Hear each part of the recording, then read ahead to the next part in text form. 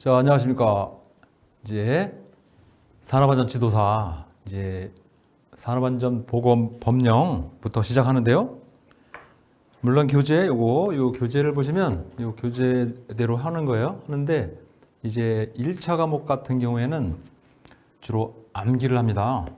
거의 암기사항이에요. 이게 이제 암기사항인데 이 책이 이렇게 두껍습니다. 이렇게 두꺼운데 이 시험에 나오는 것들을 정리를 막상 해도 가장 이제 분량을 줄이려고 해도 1차 과목만 이렇게 많아요. 그래서 제 얘기는 이 내용을 단순 암기하지 마시고 제가 이제 중요하다고 강조드리는 부분, 그 부분은 암기를 하시고, 그다음에 우리가 이제 아무리 머리가 좋아도 말입니다.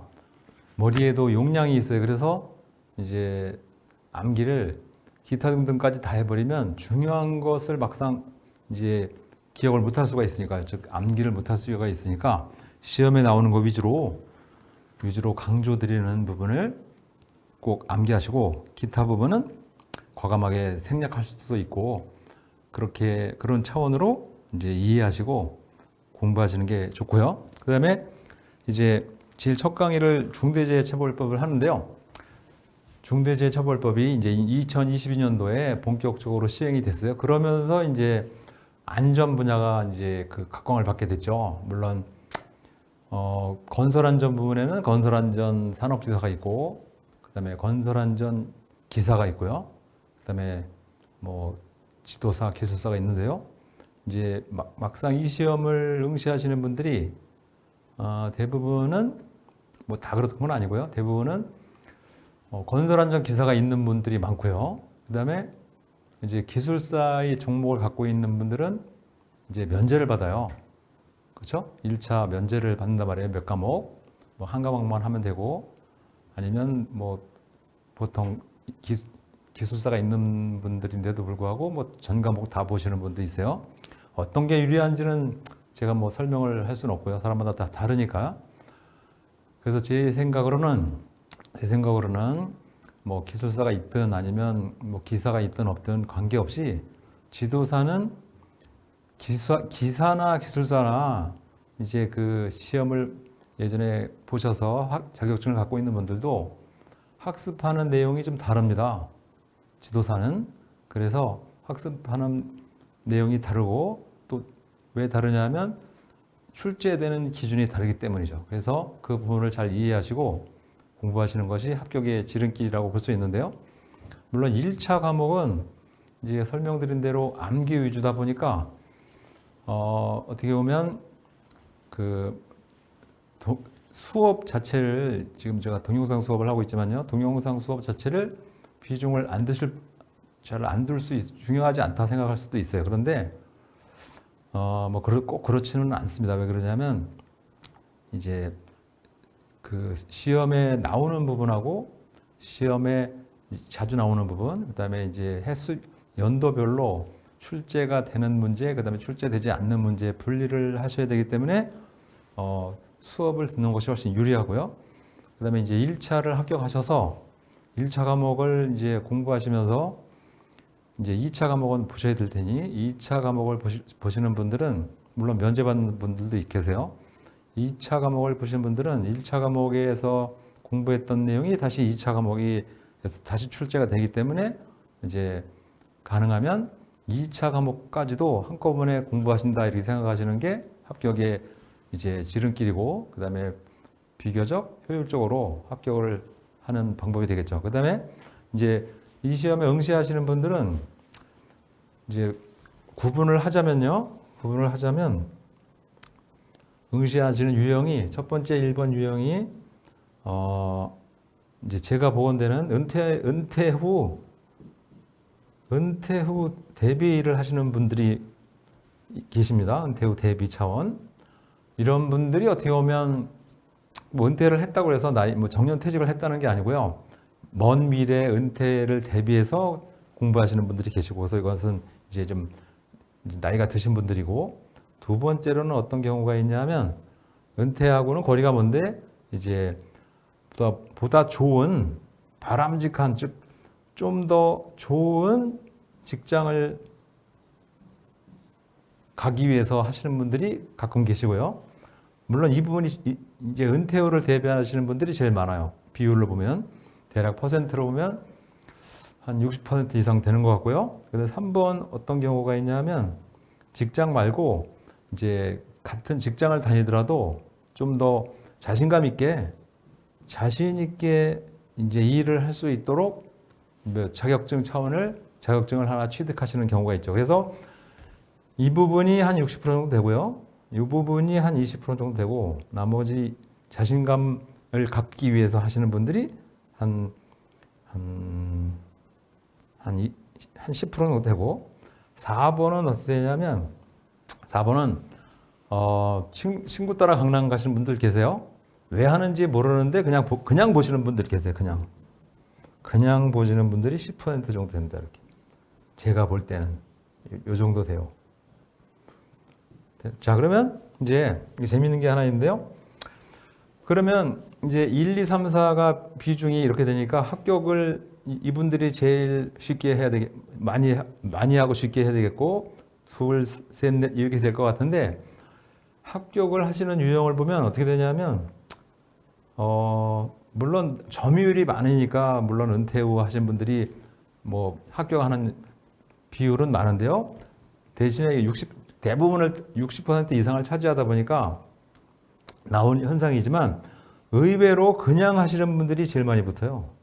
이게 이상한 겁니다. 이게 아이러니한 건데 그냥 하시는 분들이 제일 많이 붙고 그 다음에 거꾸로 이분들이 제일 빨리 붙고 그 다음에 자신감 회복 차원에서 하시는 분들이 이렇게 붙고 그 다음에 좋은 직장을 가려고 하시는 분들이 붙고 은퇴 후를 대비해서 하시는 분들이 오히려 합격률이 좀 낮아요.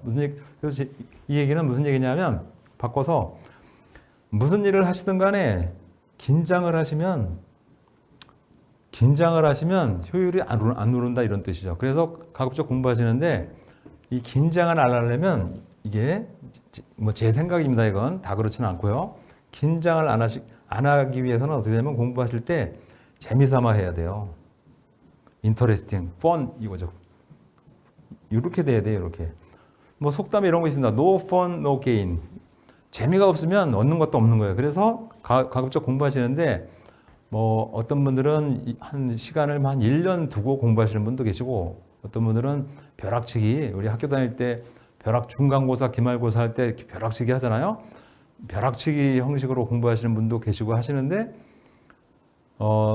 이 과목은 벼락치기로 해서 합격하기가 좀 어려워요. 기사는 말입니다. 기사 갖고 계신 분들이 꽤 계실 텐데요. 기사는 기출문제 뭐 한 2년치 하면 합격합니다. 이거 암기하시면 돼요. 왜냐하면 출제 기준을 문제은행식에서 하거든요. 기사는. 그런데 이 지도사부터는 어떻게 되냐면 문제은행식에서 출제를 안 해요. 그 다음에 이제 출제를 하는 내용이 문제은행에서 한다기보다는 개정된 거 위주합니다. 이건. 기사는 문제은행이고 문제은행에서 출제를 하는 경향이 많고요.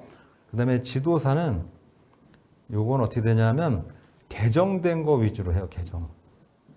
개정된 거. 이제 특히 1차 과목엔 1차.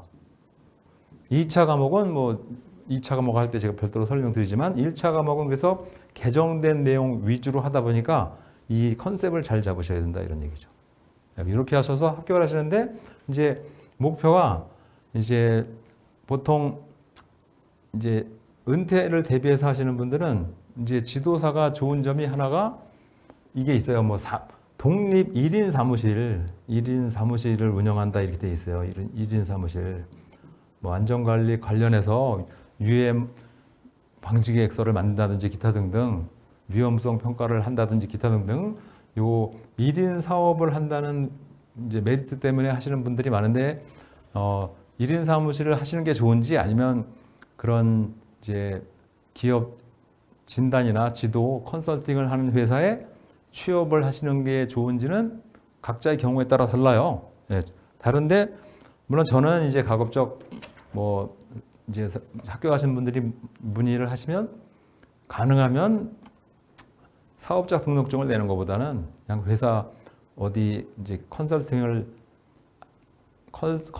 하는 회사를 차린다고 이제 그 목적을 두신 분들한테는 저는 가끔 설득을 합니다. 뭐 어떻게 하냐면 그렇게 하시기보다는 컨설팅을 하는 회사에 취직하시는 게 훨씬 더 바람직하지 않냐 이렇게 강조를 드리거든요. 근데 뭐 그건 개인 취향이니까요. 저거 뭐 제가 어떻게 뭐 꼭 이게 좋다 나쁘다 할 수는 없고요. 아무튼 1인 사무실 이제 를 개설하기 위해서 공부하시는 분들이 어떻게 보면 점유율로 보면 제일 많습니다. 물론 회사 다니시는 분들도 회사에 막상 다니면 스트레스가 많다 보니까 나는 혼자서 뭐 연봉이 얼마가 되던 간에 나는 혼자서 자유롭게 뭐 이제 살아가기 위해서 아니면 사업을 하기 위해서 이제 산업안전 지도사를 취득한다 그런 분들도 많으니까 뭐 어쨌든 지도사를 합격하시면 여기 1, 2, 3, 4에 해당되는 분들이 뭐 소원은 아니지만 의도하는 대로 뭐 대부분 그 원하는 방향으로 뭐 자유롭게 갈 수 있는 계기가 되긴 해요. 네, 그래서 합격 이제 공부를 시작하셨으니 이제 합격을 어떻게 해야 되나를만 생각하시면서 이제 공부를 하시자 이런 얘기죠. 자, 그러면 중대재해처벌법 이게 이제 2022년도에 실시가 됐는데요. 실시가 돼서 이제 안전관리 분야가 각광을 받게 되는 하나의 이제 계기가 된 내용이죠. 그래서 설명을 드리면 물론 교재에 해놨습니다. 중대재해처벌법. 근데 교재에 해놓은 것은 굉장히 딱딱하고 머리에 잘 안 들어오시니까요. 제가 정리를 하자면 이렇게 됩니다. 정리를 별도로 해왔으니까요. 자, 보시면 기억을 잘 하셔야 돼요. 이게 막상 쉬워 보이지만 많은 분들이 암기가 잘 안 됩니다. 이렇게 말한단 말이에요. 그래서 암기를 쉽게 할 수 있도록 생각을 같이 해보셔야 되겠어요. 그래서 중대재해는 뭘 하냐면 두 개를 말합니다. 이거 중대재해, 중대산업재해하고 중대시민재해를 중대재해라고 하는 거고, 그래서 이것은 이제 중대산업안전보건법에서 말하는 중대재해고요. 한 명이 사망하거나 동일한 사고로 6개월 이상 치료가 필요한 부상자가 2명, 그다음에 동일한 유형으로 직업성 질병자가 1년 이내 3명 이상 발생된 것을 중대재해 이렇게 말하죠. 이 부분은 뭐 아시는 분들이 많습니다. 이미 공부를 좀 하신 분들은 꽤 이제 알고 있는 상황이고요. 그다음에 중대재해처벌법은 어떻게 되냐면 여기 사업주 또는 경영 책임자, 그러니까 뭐 어떻게 구분이 되냐면 사업주, 이건 사업주고요. 경영 책임자 등에 대한 안전 보건 확보 의무를 부과하는 내용인데, 그러면 경영 책임자 이것은 뭐에 비중을 두냐면 현장 소장 이걸 말하는 거죠. 현장 소장. 그죠? 현장 소장입니다. 현장 소장. 현장 건설업인 경우에 소장 이걸 말하는 거죠. 즉 안전보건 총괄 책임자, 안전보건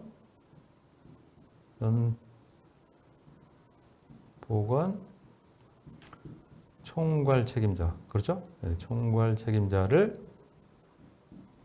말하는 것이죠. 그래서 중대재해처벌법. 그래서 사업주 또는 사업주하고 현장 소장의 안전 및 보건 확보 의무를 부과하는 제도죠.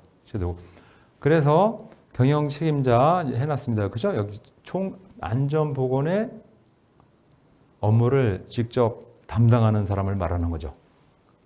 이 사람들에게 이제 확보 의무를 부과한 내용이죠. 그래서 중대재해처벌법은 여기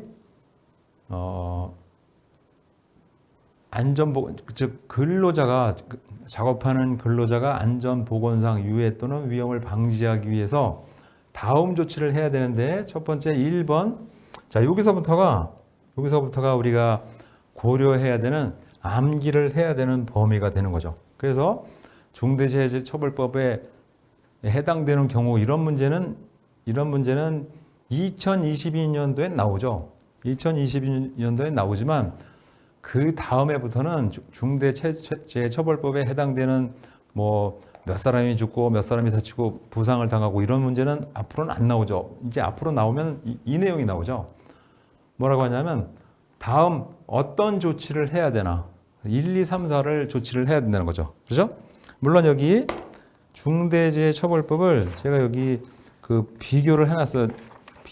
중대재해처벌 교재에 보시면 중대재해처벌법하고 산업보건법에서 중대재해처벌법하고 그다음에 중대산업재해, 그다음에 일반적인 중대산업재해하고 중대재해 비교를 해놨어요.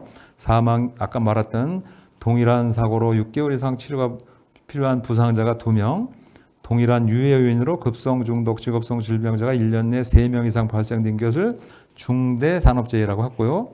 중대재해는 1명이 사망하거나 3개월 이상 요양이 필요한 사람이 동시에 2명 또는 직업성 질병자가 동시에 10명이 발생된 것을 우리가 중대재해라고 했는데, 이 내용은 이제 안 나온다 이런 얘기죠. 앞으로는 이 정도가 나오죠. 어떻게 되냐면 조치할 사항, 그죠? 조치할 사항을 기억을 하셔야 되겠는데, 뭐가 되냐면 안전보건 관리체계 구축 의무가 있는 거고요. 그 다음에 재해가 발생할 때 재발방지 대책의 수립 의무가 있는 것이고, 그 다음에 관계, 즉 산업안전보건, 관계법령이니까 뭐 산업안전보건법이죠. 산업안전보건법에 따라서 개선 시정 등을 명한 사항의 이행에 관한 조치, 그죠? 이행에 관한 조치, 그리고 산업안전보건법 관계법령이니까요. 의무 이행에 대한 관리상의 조치, 그래서 관리상의 조치, 이행에 관한 조치, 그 다음에 대책의 수립, 체계의 구축이죠. 그래서 체계의 구축, 대책의 수립, 그리고 개선 시정, 그리고 의무 이행. 그래서 1, 2, 3, 4. 요게 이 내용을 기억하셔야 되겠죠. 앞으로는 1, 2, 3, 4. 그래서 1번 체계 구축, 2번의 대책의 수립, 3번의 개선 시정, 4번의 의무 이행. 이 4개 사항이 조치할 의무죠. 그러면 이제 하나 힌트를 드리면, 이제 1차 시험에 나올 수 있는 문제는 가급적 아시는 분도 계시지만 아직 모르시는 분도 있어요. 우리 문제가 기사에서는 보기에서 고를 때 1, 2, 3, 4예요. 그렇죠? 1, 2, 3, 4. 지도사부터는 1, 2, 3, 4, 5예요. 1, 2, 3, 4, 5.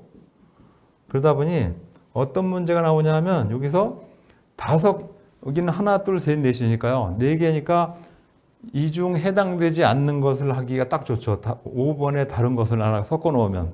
그래서 힌트가 어떻게 되냐면 4개짜리 또는 5개짜리 항목이 있다. 그러면 얘는 문제가 나올 가능성이 높다. 이렇게 보는 거죠. 왜냐하면 출제하는 사람들도 문제 내기가 막상 편하진 않죠. 왜? 해당되는 것은 이런 문제를 내면 한 문제 아무거나 내면 되는데, 해당되지 않는 것을 하려고 문제를 내려면 경우의 수가 최소한 4개 이상 되는 것 중에서 골라야 되니까. 그래서 이런 문제는 해당되지 않는 것을 해놓고 4개를 해놓고 그 다음에 이거 외에 뭐 기타 등등 하나 섞어서 고르는 문제는 나올 수 있기 때문에 이 1, 2, 3, 4를 반드시 기억할 필요가 있다 이런 얘기죠. 잘 이해를 하셨을 것으로 보고요. 넘어가도록 하겠습니다. 그래서 꼭 4개를 잘 기억을 하실 수 있도록 노력을 해보시고요. 그 다음에 이제 지도사 시험에는 다른 종목과 다르게 요런 게 나옵니다. 요거. 1년 이상 징역이냐, 10억 원이냐, 7년 이하냐, 이런 문제를 내요. 이런 문제를 내는데 왜 이걸 내냐면 별로 중요하진 않을 수 있어요. 징역을 몇 년을 하나, 아니면 벌금이 얼마인가. 여기서 또 벌금이냐, 또 과태료냐, 이것도 물어보는 경우도 있어요. 네, 벌금이냐, 과태료냐. 이게 별로 중요하진 않을 수 있는데, 이제 이런 문제를 왜 내느냐 하면, 응시하는 인원이 너무 많아요. 건설안전부문 산업안전지도사가 응시하는 분들이 단일 자격증 기준으로 보면 대한민국 종목 중에서 제일 많아요. 제일 많다 보니 그 많은 사람을 전체를 합격시키자니 숫자가 너무 많단 말이에요. 이게 공인중개사도 아닌데.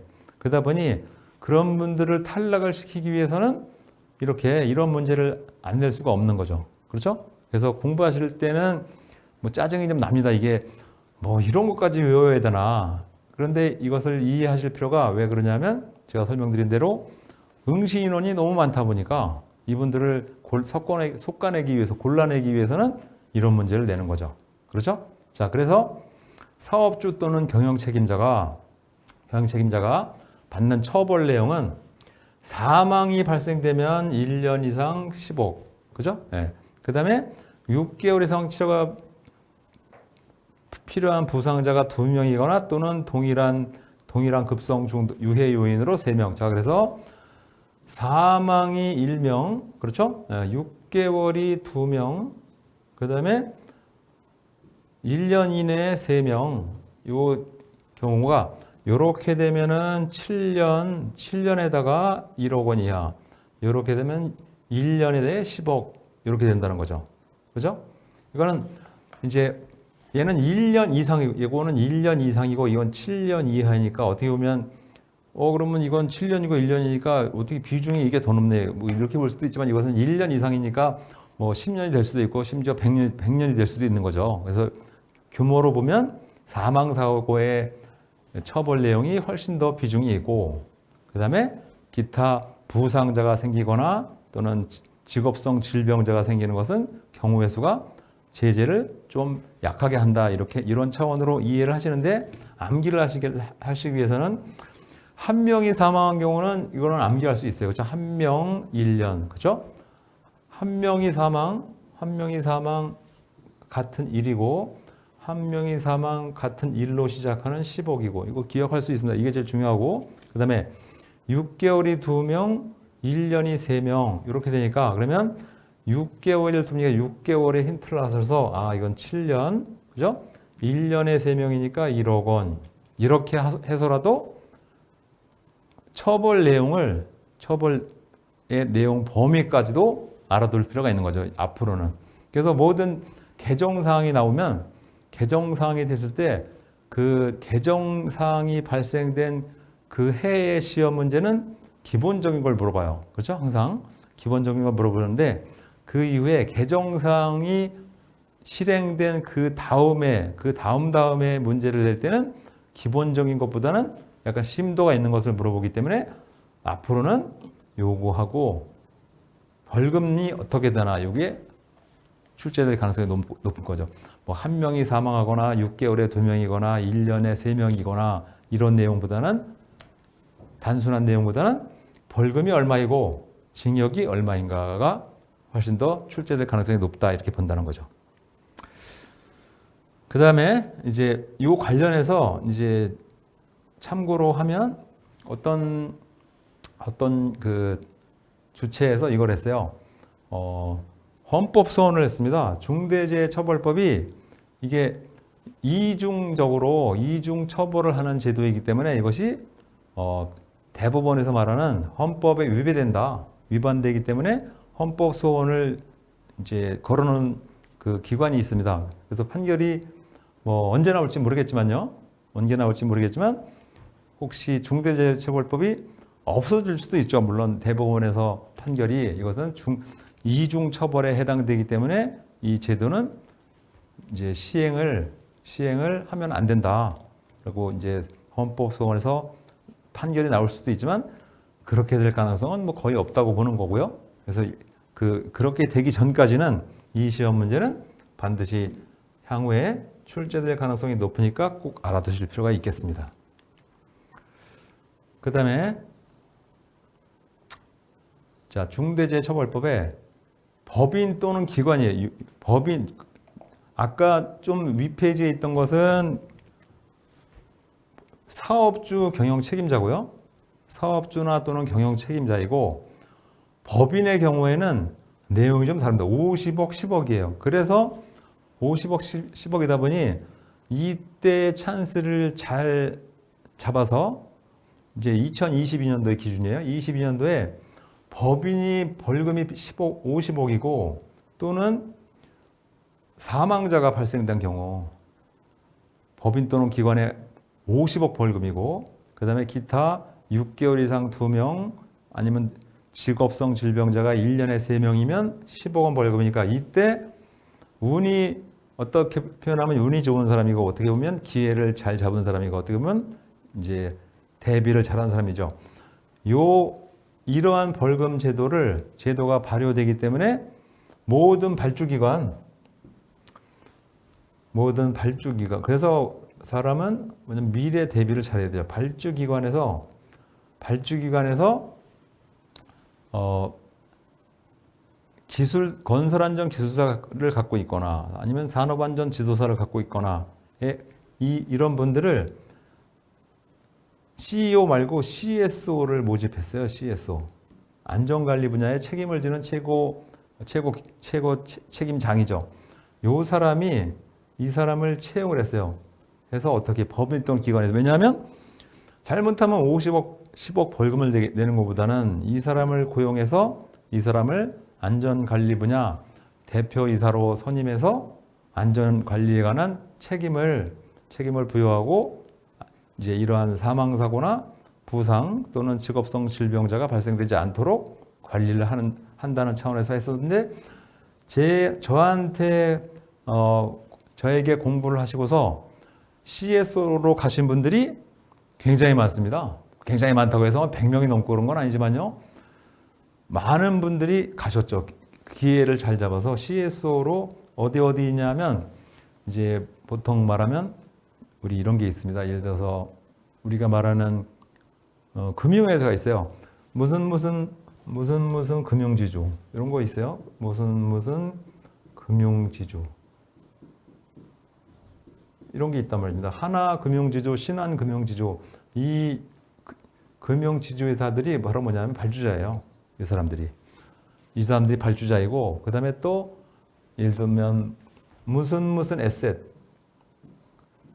있죠. 에셋 뭐 주식 투자도 하고 기타 금융업을 하는 에셋 여기에도 바로 이분들이 이 에셋이나 금융지주 금융회사가 바로 발주기관이죠. 발주기관이기 때문에 그 22년도 이전에 지도사나 기술사를 취득하신 분들은 하나의 좋은 기회가 됐죠. 어떻게 이 금융회사나 아니면 무슨 에셋에 CSO로 가지 않고 CSO는 아니더라도 거기에 관련되는 이사 거기에 이제 임원으로 가신 분들이 많이 계시니까 그래서 이제 미래를 대비하는 차원에서 지도사를 취득하시면 여러분에게도 분명히 그런 기회가 언젠가는 오죠.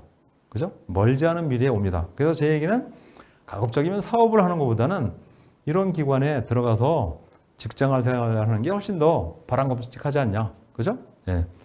별로 어려운 일도 아니고 다만 우리는 이제 공부를 하면서 취득한 전문적인 지식을 가지고 이제 발주를 할 때 정확한 평가를 해주고 정확한 이제 설계자에게 또는 시공자에게 정확한 기술을 지도하는 내용이기 때문에 훨씬 더 생활도 업무도 편하고 그다음에 대우도 많이 받는 기회가 되니까 여러분들도 그런 기회가 조만간 멀지 않은 미래에 찾아온다 이런 얘기죠. 단 이 자격증을 취득한 사람에 한해서 그렇죠? 네, 그렇습니다. 그래서 이 내용 50억, 10억이다. 앞으로는 50억, 10억. 사망은 50억, 사망이 아닌 기타의 경우에는 10억 이하의 벌금이다. 꼭 알아두시기 바랍니다. 이하의 벌금이니까 어떻게 50억까지 된다는 얘기고 그 다음에 10억까지도 가능하다는 얘기죠.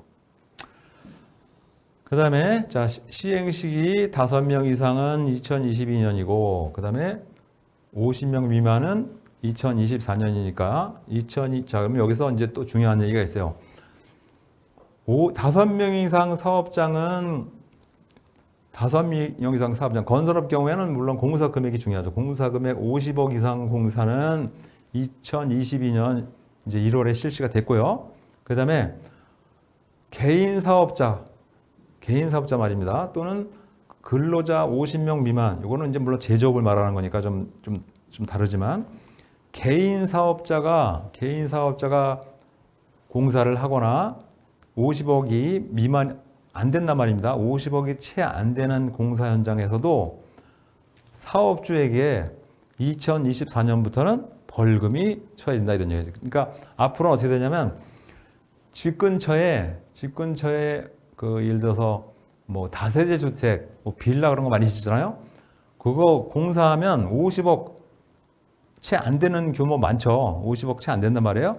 그런 분들은 아직까지는 뭐 재해가 발생돼도 부상을 당하거나 또는 사망이 발생돼도 벌금이 처해지지 않았는데 앞으로는 거기에 따른 벌금도 준다 이런 얘기예요. 벌금. 그러니까 이제 예를 들어서 크게 이제는 뭐 연봉을 크게 비중을 안 두시는 분들은 안 두시는 분들은 갈 곳이 많죠. 왜? 50억 미만까지 전체에 벌금을 주기 때문에 그만큼 안전관리를 하시는 분들의 수요가 당연히 늘어나겠죠. 그래서 자격증만 산업안전 지도사만 취득을 일단 해놓으시면 여러분들이 대충 걸어 다니고 대충 말할 수 있고 대충 뭐 PC 작업을 할 수 있는 잘하지 못하는 경우가 되더라도 여러분들이 나이가 드시면 뭐 빠릿빠릿 안 할 거 아니에요. 그죠? 말도 느리고 그런 심지어 그럴지라도 돌아가실 때까지 굶어 죽을 일은 없다 이런 얘기죠. 예. 뭐 요새 굶어 죽는 사람은 없지만요. 그죠? 집에서 아무것도 안 하고 예를 들어서 너희 아버지 뭐 하시니 그러면 저희 아버지요 집에서 분리수거하고 계시는데 그렇게는 안 된다는 얘기죠. 그죠? 예. 집에서 보통 우리 뭐 아파트 같은 경우에 분리수거 하는데 가면 전부 아저씨들이 하잖아요. 아줌마들이 안 하잖아요. 그죠? 그래서 그걸 보고 자녀들이 말한다는 거죠. 너희 아빠 뭐 하시나 그러면 집에서 분리수거하고 계시는데 그런 일이 생기죠. 그죠? 그래서 지도사 하나만 딱 합격을 해놓으면 집에서 분리수거할 일은 없다. 그죠? 그게 어떻게 보면 뭐 돈을 버는 그 차원보다도 훨씬 더 고차원이죠. 최소한 이제 은퇴를 하신 분들이 할 거 없어서 집에서 뭐 분리수거하고 그러면 인생 그 좀 안 좋잖아요. 그죠? 끝이 안 좋으니까 부지런히 이 공부를 잘 하셔서 지도사를 취득하셔서 최후에 분리수거하는 일까지는 가지 말자 이런 얘기죠. 그런 차원에서 여러분들이 바로 이 지도사를 취득할 뭐가 되느냐 하면 가장 중요한 거 제가 강조드리는 게 있습니다. 제가 강조드리는 가장 핵심은 무슨 일을 하시든 간에 중요한 것은 합격을 하시기 위해서는 합격. 한자를 제가 잘 쓰진 못하지만 합격을 하시기 위해서는 바로 뭐냐 하면 뭐 명분이 있어야 된다. 이게 없으면 합격을 못 해요.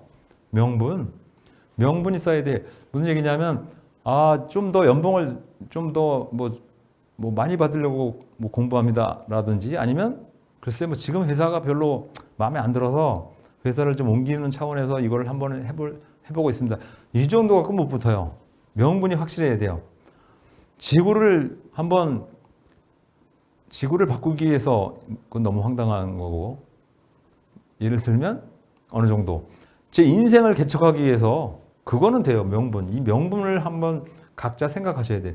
이 명분이 없으면 합격을 하기 위해서 그래프가 시간이고 이게 합격 60점이에요. 그죠? 60점인데 명분이 없으면 공부를 하시면 많은 분들은 이렇게 돼요. 처음에 공부를 시작하면 기울기가 이렇게 됩니다. 합격을 금방 될 것 같았는데 기울기가 이렇게 됐다가 명분이 없으면 60점이 바로 요 지점인데 여기서 이렇게 됩니다. 이렇게. 명분이 분명히 있어야만 이게 60점을 통과하거든요. 그래서 너무 공부 처음 하실 때 기울기를 너무 급박하게 하면 이렇게 돼요. 그래서 제가 이제 권하는 합격에 관한 그래프는 요 정도 기울기가 제일 좋죠. 꾸준히, 그죠? 꾸준히. 아니면 서서히 해서 이런 방법. 그러면 기울기를 보면 많은 분들이 이렇게 한다면 이거는 성공 못 합니다. 왜냐하면 나중에 좌절하게 되거든요. 그래서 제일 바람직한 것은 2번이 되는데 2번이 안 되더라도 3번 막바지에 최선을 다해서 급성장하는 방식으로 명분을 쌓으셔서 공부하시면 훨씬 더 합격이 용이하다. 그리고 분명히 합격을 하는 지름길이 된다. 이 점을 제가 강조를 드리면서 첫 번째 강의를 마치도록 하겠습니다. 예, 감사합니다.